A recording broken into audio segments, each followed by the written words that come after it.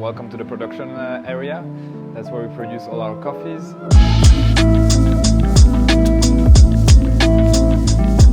There are three major steps in terms of roasting. You have the first step where the green coffee is starting to be dried. So as soon as we put the coffee in the roaster, we set the machine to the desired temperature, and then off we go in the beginning of the roasting. We're gonna dry the coffee from all its free moisture, where we have a really interesting reaction that begins. It's the reaction of Maillard. The same reaction as if we are cooking onions or toasting some bread, basically, is the yellowing.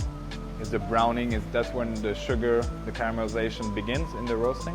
That takes us from 150 to about 200 degrees where we have the first crack.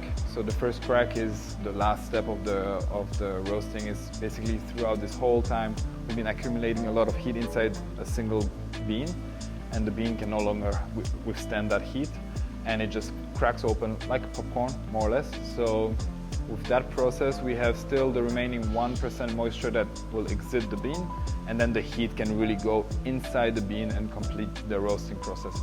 So the way we roast Cosmo coffee, so Cosmo actually has two coffees. So we have a normal bean and then a pea berry.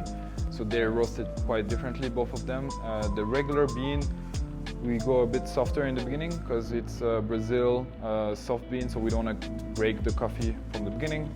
And then we develop it a little bit more than a medium roast, so that we have good extraction in terms of espresso beverages. And then the pea berry is an interesting coffee bean because it's very round, so the style of roasting is also quite different.